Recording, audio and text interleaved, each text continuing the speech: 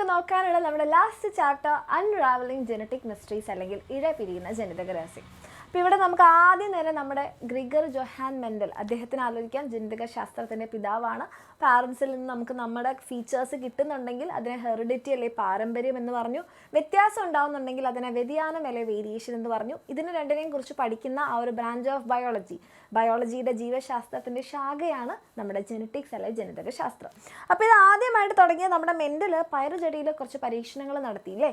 7 characters, 7 സ്വഭാവ ഗുണങ്ങൾ, വിപരീത ഗുണങ്ങൾ എടുത്തു. Opposite trait. പുരുണ്ട വിത്താണെങ്കിൽ ചുളുങ്ങിയ വിത്തും കൂടെ എടുത്തു.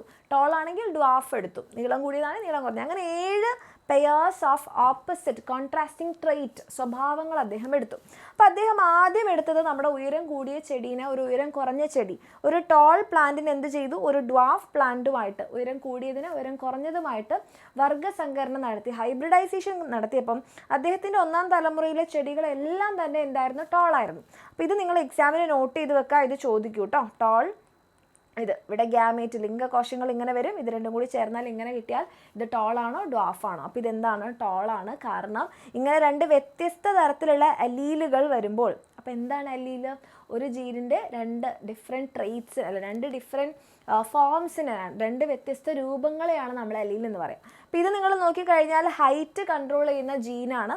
ജീനിന് എപ്പോഴും അധികവും 2 അലീലുകൾ ഉണ്ടാകും. ഓക്കെ, അപ്പോൾ ഹൈറ്റ് കൺട്രോൾ ചെയ്യുന്ന ഈ ഒരു ജീൻ നോക്കിക്കഴിഞ്ഞാൽ കണ്ടോ 2 തരമില്ലേ, ഒന്ന് ടോളിൻ്റെ അലീലും ഒന്ന് ഡ്വാഫിൻ്റെ അലീലും. ഓക്കെ, അപ്പോൾ ഒരു ജീനിൻ്റെ വ്യത്യസ്ത രൂപങ്ങളെയാണ് അലീലുകൾ എന്ന് പറയാം. അപ്പോൾ ഇവിടെ ടോൾനെസ് കൺട്രോൾ ചെയ്യുന്ന അലീലും ഡ്വാഫ്നെസ് കൺട്രോൾ ചെയ്യുന്ന അലീലും, 2 different forms of a gene are called alleles. Okay, അപ്പോൾ ഇത് എക്സാമിന് ചോദിക്കും. ഇനി ഇങ്ങനെ വന്നിട്ട് എന്തുകൊണ്ടാണ് ടോള് പുറത്തേക്ക് കണ്ടത്? അതായത് ഇങ്ങനെ വരുമ്പം ഏതെങ്കിലും ഒന്ന് മാത്രമേ പുറത്തേക്ക് കാണുള്ളൂ. പുറത്തേക്ക് കാണുന്നതിനെ ഡോമിനൻറ്റ് ട്രേറ്റ് അല്ലെങ്കിൽ പ്രകട ഗുണം എന്ന് പറയും. പുറത്തേക്ക് കാണാത്തത് റെസിസ്റ്റീവ് ട്രേറ്റ് അല്ലെങ്കിൽ ഗുപ്ത ഗുണം എന്ന് പറയും. അപ്പോൾ നമ്മുടെ മെൻഡലിന് ഒരു സമാധാനം കിട്ടിയില്ല. മെൻഡൽ എന്ത് ചെയ്തു? 1ാം തലമുറയിൽ കിട്ടിയ ഈ പ്ലാന്റ്സിനെ സെൽഫ് ഹൈബ്രിഡൈസേഷൻ, സ്വപരാഗണം നടത്തി. അപ്പോൾ എന്തൊക്കെയാണ് ഇവിടെ ഗ്യാമേറ്റുകൾ വരിക? ഇവിടെ ടോൾ, ഇവിടെ ഡ്വാഫിൻ്റെ അലീൽ. അപ്പോൾ ഇത് രണ്ടും കൂടി ചേരുമ്പോൾ ഇവിടെ എന്ത് കിട്ടി നമുക്ക്? ഇത് 1ാം തലമുറയിൽ ഇവിടെ നമ്മൾ ഇത് രണ്ടും കൂടി ചേർന്നിട്ട് ടോൾ, ഇവിടെ എന്ത് കിട്ടി? ടോളും ഇതും കിട്ടി. ഓക്കെ, അതായത് ഇങ്ങനെയാണ് നമ്മുടെ മെൻഡലിന് ക്രോസ് നടത്തിയപ്പോൾ കിട്ടിയത്. അതായത് 3 എണ്ണം ഇങ്ങനെ വന്നു കഴിഞ്ഞാൽ എന്തായാലും ടോളായിരിക്കും, ഉയരം കൂടിയതായിരിക്കും. 3% എന്തായിരിക്കും, അല്ലെങ്കിൽ 3 ഭാഗം ഉയരം കൂടിയതും 1 ഭാഗം മാത്രം ഉയരം കുറഞ്ഞ ഡ്വാഫ് ആയിരുന്നു. 3:1 റേഷ്യോ കിട്ടി. അപ്പോൾ മെൻഡലിന് മനസ്സിലായി ഇങ്ങനെ ഗ്യാമീറ്റുകൾ, ലിംഗകോശങ്ങൾ ഉണ്ടാകുമ്പം അലീലുകൾ എന്ത് ചെയ്യുന്നുണ്ട്? സെപ്പറേറ്റ് ചെയ്യുന്നുണ്ട്. മിക്സിംഗ് ഒന്നും നടക്കാതെ സെപ്പറേറ്റ് ചെയ്യുന്നത് കൊണ്ടാണ് ഇങ്ങനെ നമുക്ക് 2ാം തലമുറയിലെങ്കിലും ഡ്വാഫ്, 2ാമത്തെ പാരന്റിൻ്റെ സ്വഭാവം കിട്ടിയത് എന്ന് മെൻഡൽ മനസ്സിലായി. പിന്നെ മെൻഡൽ എന്ത് ചെയ്തു എന്ന് പറഞ്ഞാൽ 2 ജോഡി വിപരീത ഗുണങ്ങൾ എടുത്തു. നേരത്തെ ടോള് എന്ന് പറയുന്ന അല്ലെ ഹൈറ്റ് എന്ന് പറയുന്ന ക്യാരക്ടർ, ആ ഗുണം ആ ഒരു സ്വഭാവം മാത്രം എടുത്തപ്പം ഇത്തവണ എന്ത് ചെയ്തു? 2 ക്യാരക്ടേഴ്സ്, 2 സ്വഭാവം എടുത്തു. ആ ഹൈറ്റും എടുത്തു, അതുപോലെ തന്നെ വിത്തിൻ്റെ ആകൃതിയും എടുത്തു. അങ്ങനെ മെൻഡൽ ക്രോസ് നടത്തിയപ്പോൾ 1ാം തലമുറയിൽ മെൻഡലിന് ഒരു അത്ഭുതം ഉണ്ടായില്ല. പാരന്റിൻ്റെ ഒരു ക്യാരക്ടർ മാത്രമാണ് കണ്ടത്. ഡോമിനൻറ്റ് ട്രേറ്റ് പുറത്തേക്ക് കണ്ടു. മെൻഡൽ എന്ത് ചെയ്തു? ഇതിനെ സെൽഫ് പോളിനേഷനിൽ സെൽഫ് ഹൈബ്രിഡൈസേഷൻ നടത്തി. അപ്പോൾ ഇവിടെ മക്കളെ ഇതിൻ്റെ ഗ്യാമേറ്റ്സ് ചോദിക്കാറുണ്ട്. ഇങ്ങനെയുള്ള 1ാം തലമുറയിനെ സെൽഫ് പോളിനേഷൻ നടത്തിയപ്പോൾ ഗ്യാമേറ്റ് മീൻസ് എന്താ പറഞ്ഞത്? ക്യാപിറ്റൽ ടി, സ്മോൾ ടി, എന്നിട്ട് ഇവിടെ ക്യാപിറ്റൽ ആർ, സ്മോൾ ആർ, ഇതാണ് കിട്ടിയ ഗ്യാമേറ്റുകൾ. ഇത് ചോദിക്കാറുണ്ട്. പിന്നെ നിങ്ങളോട് ആ ക്രോസ് ഒന്നും ചെയ്യാൻ ചോദിക്കാറില്ല. പിന്നെ ചോദിക്കും എന്തൊക്കെയാണ് 2ാം തലമുറയിൽ F2 ജനറേഷനിൽ കിട്ടിയത്. ഇത് രണ്ടും എന്താണ്? 9:1 റേഷ്യോയിൽ പാരൻസിൻ്റെ അതേ ഗുണങ്ങളാണ്. പക്ഷേ വേറെ കുറച്ച് സ്വഭാവങ്ങൾ കിട്ടി. അത് ഏതൊക്കെയാണെന്ന് ചോദിക്കാറുണ്ട്. അത് നിങ്ങൾ എഴുതണം. ഓക്കെ, പിന്നെ നമുക്ക് നോക്കാനുള്ളത് നമ്മുടെ ഈ എല്ലാ സ്വഭാവത്തിനും കാരണം ജീനുകളാണ്. ജീൻ എന്താണെന്ന് ചോദിച്ചു കഴിഞ്ഞാൽ DNA ഒരു സെഗ്മെൻറ്റിനെയാണ് നമ്മൾ എന്ത് പറയുക? ജീൻ എന്ന് പറയാം. അപ്പോൾ എന്താണ് DNA? ഡിയോക്സി റൈബോ ന്യൂക്ലിക് ആസിഡ് അല്ലേ? ന്യൂക്ലിയോടൈഡുകൾ എന്ന് പറയുന്ന ബേസിക് യൂണിറ്റ് കൊണ്ട് ഉണ്ടാക്കിയതാണ് DNA ആയാലും RNA ആയാലും ന്യൂക്ലിക് ആസിഡുകളാണ്. അപ്പോൾ ഇതിൻ്റെ ബേസിക് യൂണിറ്റ് ആയിട്ടുള്ളതാണ് ന്യൂക്ലിയോടൈഡ് എന്ന് പറയുന്നത്. ന്യൂക്ലിയോടൈഡിന് എന്തൊക്കെ ഉണ്ടാകും? ഒരു ഷുഗർ ഉണ്ടാകും. ഓക്കെ, അപ്പോൾ ഇത് 5 കാർബൺ ഉള്ളതുകൊണ്ട് പെൻഡോ ഷുഗർ എന്ന് നമ്മൾ പറയും. ഒരു പഞ്ചസാര ഉണ്ടാകും, പിന്നെ നൈട്രോജനസ് ബേസ് ഉണ്ടാകും, ഫോസ്ഫേറ്റ് ഗ്രൂപ്പ് ഉണ്ടാകും. ഇത്രയും കാര്യങ്ങളാണ് ആർക്കുള്ളത്, ഒരു ന്യൂക്ലിയോടൈഡിനുള്ളത്. ഇനി ഈ നൈട്രജൻ ബേസുകൾക്ക് തമ്മിൽ കുറച്ച് ബുദ്ധിമുട്ടുണ്ട്, അതായത് അവരെല്ലാവരുമായിട്ടൊന്നും ബൈൻഡ് ചെയ്യില്ല. ഇത് എക്സാമിന് ചോദിക്കുന്നതാണ്. നമ്മുടെ എഡിനിൻ ആണെങ്കിൽ തൈമിനുമായിട്ട് ഡബിൾ ബോണ്ടാണ്, ഗ്വാനിനാണെങ്കിൽ സൈറ്റോസിനായിട്ട് മാത്രമേ ബൈൻഡ് ചെയ്യുള്ളൂ, ട്രിപ്പിൾ ബോണ്ടാണ്. പിന്നെ നമുക്ക് നോക്കാനുള്ള DNA RNAയുടെ കമ്പാരിസൺ ആണ്. DNA RNAനെ നോക്കുന്ന സമയത്ത് DNA ഡബിൾ സ്ട്രാൻഡഡ് ആണ്, RNA ആണെങ്കിലോ സിംഗിൾ സ്ട്രാൻഡഡ് ആണ്. DNAയിലാണെങ്കിൽ ഡിയോക്സി റൈബോസ് പഞ്ചസാര, RNAയിൽ വെറും റൈബോസ് പഞ്ചസാര. ആൻഡ് ഇവിടെ നോക്കിയേ മക്കളെ, DNAയിലാണെങ്കിൽ നമുക്ക് ആരാണ്, തൈമിൻ ഉണ്ട്. RNAയിൽ തൈമിന് പകരം യുറാസിലാണ്, ബാക്കിയെല്ലാം സെയിം ആണ്. അപ്പോൾ ഇത് ഡിഫറൻസസ് ആണ്, ഇത് നോട്ട് ചെയ്ത് വെക്കുക. പിന്നെ നമുക്ക് ഇമ്പോർട്ടൻ്റ് ആയിട്ട് എക്സാമിന് ചോദിക്കുന്നതാണ് ഈ പ്രോട്ടീൻ നിർമ്മാണം അല്ലെ പ്രോട്ടീൻ സിന്തസിസ്. അപ്പോൾ ഇവിടെ നിങ്ങളോട് ഇങ്ങനെ അടയാളപ്പെടുത്തും, ഇതെന്താണ് ഈ സ്റ്റേജിൽ നിന്ന് ഇങ്ങനെ കാണിക്കാൻ വേണ്ടി പറയും. ഇതെന്താണ്, ഇത് mRNA. ഇതെന്താണ്, ഇത് DNA. അപ്പോൾ ഇത് ഏതാ സ്റ്റേജ്, DNAയിൽ നിന്ന് ആദ്യം mRNA ഉണ്ടാവുകയാണ്. എന്നിട്ട് ഈ mRNA എന്ത് ചെയ്യും, പുറത്തെത്തി കഴിഞ്ഞാൽ റൈബോസോം എന്ത് ചെയ്യും, ഈ mRNAൻ്റെ മുകളിൽ വന്നിരിക്കും. എന്നിട്ട് DNA അല്ലെങ്കിൽ DNAയുടെ മെസ്സേജ് കോപ്പി ചെയ്ത് വന്ന RNAയുടെ ഈ മെസ്സേജ് വായിക്കും. എന്നിട്ട് പറയും ഈ അമിനോ ആസിഡ് വേണം, ആ അമിനോ ആസിഡ് വേണം എന്നൊക്കെ പറയും. അപ്പോൾ നമ്മുടെ tRNA, ട്രാൻസ്ഫർ RNA അമിനോ ആസിഡുകളെ റൈബോസോമിലേക്ക് കൊണ്ടുവരും. ഓക്കെ, അതിനനുസരിച്ച് പ്രോട്ടീൻ ഉണ്ടാക്കും. അപ്പോൾ ഇവിടെ നിങ്ങൾ അറിയേണ്ട 3 RNAകൾ mRNA, tRNA, rRNA. mRNA എന്താ, DNAയിലുള്ള മെസ്സേജ് കോപ്പി ചെയ്ത് DNAയുടെ സന്ദേശം പകർത്തി വരുന്ന RNA ആണ് mRNA, മെസ്സഞ്ചർ RNA. tRNA എന്താണ്, ട്രാൻസ്ഫർ RNA, നമ്മുടെ അമിനോ ആസിഡുകളെ റൈബോസോമിലേക്ക് ട്രാൻസ്ഫർ ചെയ്യുന്ന RNA ആണ്. റൈബോസോമിൽ RNA ആണ് rRNA, റൈബോസോം ഉണ്ടാക്കാൻ ഈ RNA വേണം. പിന്നെ അതുപോലെ ഈ സ്റ്റേജസ് ഇങ്ങനെ ഓർഡറൊക്കെ തെറ്റിച്ച് തരും, നിങ്ങളോട് കറക്റ്റ് ആക്കാൻ പറയും. അപ്പോൾ ആദ്യം mRNA DNAയിൽ നിന്ന് രൂപപ്പെടുന്നു, ഈ mRNA ന്യൂക്ലിയസിന് പുറത്തെത്തുന്നു, mRNA റൈബോസോമിൽ എത്തുന്നു. പിന്നെ എന്താണ്, tRNA പലതരത്തിലുള്ള അമിനോ ആസിഡുകളെ റൈബോസോമിലേക്ക് ട്രാൻസ്ഫർ ചെയ്യുന്നു. പിന്നെ എന്ത് ചെയ്യും, mRNAയിലുള്ള മെസ്സേജ് അനുസരിച്ച്, സന്ദേശം അനുസരിച്ച് അമിനോ ആസിഡുകളെ കൂട്ടിച്ചേർത്ത് പ്രോട്ടീൻ ഉണ്ടാക്കുന്നു. ഈ സ്റ്റേജസും അതുപോലെ തന്നെ ഓരോന്ന് ഇതെന്ത് എന്നൊക്കെ ചോദിച്ചു കഴിഞ്ഞാൽ എഴുതാൻ കിട്ടണം, ഇമ്പോർട്ടൻ്റ് ആണ്. പിന്നെ നമ്മുടെ മനുഷ്യന്മാരിലുള്ള ക്രോമസോമുകളെ പറ്റിയിട്ടുള്ള ക്വസ്റ്റ്യൻ ചോദിക്കാറുണ്ട് മക്കളെ. നമ്മുടെ ക്രോമസോം ടോട്ടൽ നമുക്ക് 46 എണ്ണമാണ്.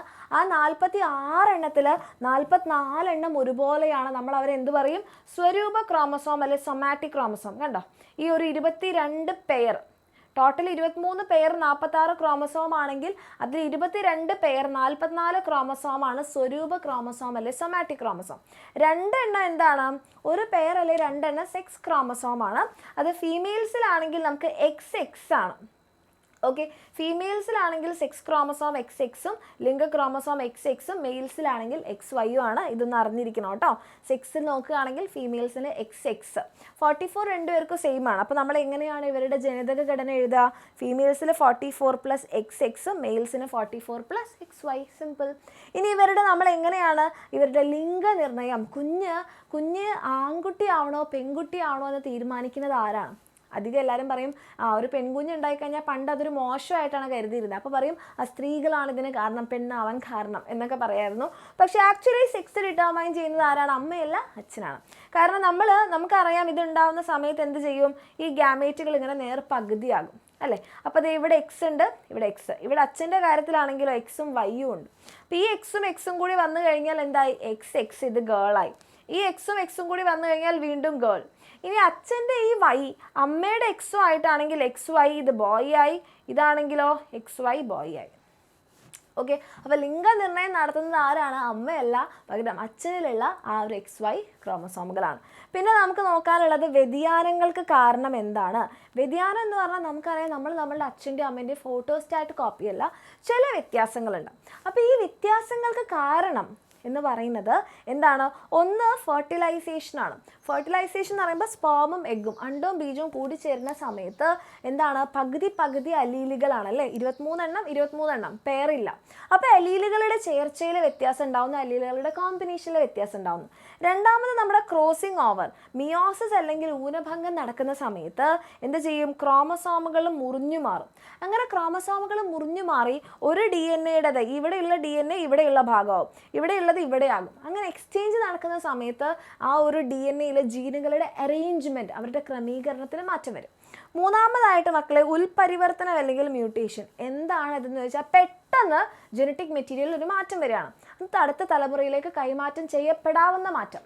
നല്ലതാണെങ്കിൽ നല്ല മാറ്റം, മോശമാണെങ്കിൽ നമുക്ക് അസുഖം ഉണ്ടാവും. അപ്പോൾ പല കാരണങ്ങൾ കൊണ്ട് ഇങ്ങനെ മാറ്റം ഉണ്ടാവാറുണ്ട്. ചിലപ്പോൾ റേഡിയേഷൻ, വികിരണം ഏറ്റു കഴിഞ്ഞാൽ, ചില രാസവസ്തുക്കൾ, ചില കെമിക്കൽസ്, പിന്നെ DNA റെപ്ലിക്കേറ്റ് ചെയ്യുമ്പോൾ DNA ഇരട്ടിക്കുന്ന സമയത്ത് എന്തെങ്കിലും പ്രശ്നം പറ്റിയാൽ, ഇതൊക്കെ പെട്ടെന്ന് നമ്മുടെ ജനറ്റിക് മെറ്റീരിയൽ ഒരു മാറ്റം ഉണ്ടാവാനും ഈ മാറ്റം അടുത്ത തലമുറയിലേക്ക് കൈമാറ്റം ചെയ്യപ്പെടാനും കാരണമാകും. അതാണ് മ്യൂട്ടേഷൻ അല്ലെങ്കിൽ ഉൽപരിവർത്തനം. ഓക്കെ, അപ്പോൾ അതോട് കൂടിയിട്ട് നമ്മുടെ ഈ ചാപ്റ്ററിൽ ഇമ്പോർട്ടൻ്റ് ആയിട്ടുള്ള ഭാഗങ്ങൾ കഴിഞ്ഞു. പിന്നെ ലാസ്റ്റ് നിങ്ങളുടെ ടെക്സ്റ്റ് ബുക്കിലൊരു കളർ, നമ്മുടെ ഓരോരുത്തരുടെയും സ്കിൻ കളറിന് കാരണമായിട്ടുള്ള കാര്യങ്ങൾ പറയുന്നുണ്ട്. അവിടെ നിന്ന് എക്സാമിന് അധികം ചോദിക്കാറില്ല. ഇനി അഥവാ ചോദിച്ചാൽ തന്നെ എന്താണ് കളറിന് കാരണമായിട്ടുള്ള പിഗ്മെൻറ്റ്? മെലാനിൻ ഉണ്ടാക്കുന്ന പ്രോട്ടീനാണ്. മെലാനിൻ എന്ന് പറയുന്ന ഒരു പ്രോട്ടീനാണ്. അപ്പോൾ മെലാനിൻ എന്ന് പറയുന്ന പ്രോട്ടീൻ പ്രൊഡക്ഷൻ കൂടിയാൽ നമ്മൾ ഡാർക്ക് കളേർഡ് ആകും. ഓക്കെ, പ്രൊഡക്ഷൻ കുറഞ്ഞാൽ ലൈറ്റ് ആകും. അപ്പം നമ്മളിലുള്ള ജീന് മെലാനിൻ പ്രൊഡക്ഷൻ കൂട്ടാനുള്ളതാണെങ്കിൽ ഡാർക്ക് ആകും, കുറയ്ക്കാനുള്ളതാണെങ്കിൽ ലൈറ്റ് ആകും. ഇതൊക്കെ നമ്മൾ സൂര്യപ്രകാശത്തിനടിയിൽ ജീവിക്കാനുള്ള ഒരു അഡാപ്റ്റേഷൻ മാത്രമാണ്. സൺബേൺ ഏൽക്കാതിരിക്കാൻ വേണ്ടിയിട്ടാണ് നമ്മൾക്ക് മെലാനിൻ പ്രൊഡക്ഷൻ കൂടുന്നത്. അപ്പോഴാണ് നമ്മൾ പറയുമോ കറുത്ത് കരിവാളിച്ചു എന്നൊക്കെ പറയുന്നില്ലേ, അത് ആക്ച്വലി ഒരു അഡാപ്റ്റേഷനാണ്, നല്ലതാണ്. ഓക്കെ, അപ്പം ഇത്രയും കാര്യങ്ങൾ നോട്ട് ചെയ്ത് വെക്കുക. അപ്പം അതോട് കൂടിയിട്ട് നമ്മളൊരു വളരെ കുറച്ച് സമയം കൊണ്ടല്ലേ, ഒരു 45 മിനിറ്റ്സ് അല്ലെങ്കിൽ 1 hour കുറഞ്ഞ് നമ്മൾ എന്ത് ചെയ്തു? ഈ ചാപ്റ്റർ കംപ്ലീറ്റ് ചെയ്തു. ഒരു ചാപ്റ്റർ അല്ല, 4 ചാപ്റ്റേഴ്സ് കംപ്ലീറ്റ് ചെയ്തു. അപ്പോൾ ഇതെൻ്റെ മക്കൾക്ക് യൂസ്ഫുൾ ആയെന്നുണ്ടെങ്കിൽ തീർച്ചയായിട്ടും മക്കളെ കമൻറ്റ് ചെയ്യുക. അതുപോലെ തന്നെ ഈ ഒരു വീഡിയോ നിങ്ങളുടെ എക്സാമിന് വേണ്ടിയിട്ട് ഇമ്പോർട്ടൻ്റ് ആയിട്ടുള്ള 4 ചാപ്റ്റേഴ്സാണ്, നിങ്ങളുടെ ഫ്രണ്ട്സിലേക്കൊക്കെ തീർച്ചയായിട്ടും ഷെയർ ചെയ്യുക. കാരണം എല്ലാവർക്കും ലാസ്റ്റ് മിനിറ്റിലൊന്ന് റിവൈസ് ചെയ്യാൻ ഏറ്റവും കൂടുതൽ യൂസ്ഫുൾ ആയിരിക്കും. അപ്പോൾ ഇതേപോലത്തെ വീഡിയോസും ക്ലാസ്സുകളൊക്കെ നമ്മുടെ ചാനലിൽ ഉണ്ടാവും. ഓക്കെ, അപ്പോൾ നമ്മൾ അടിപൊളിയായിട്ട് തകർത്ത് പഠിക്കുന്നതായിരിക്കും. ആൻഡ് എക്സാം നമ്മൾ സൂപ്പറായിട്ട് എഴുതും. ഓക്കെ.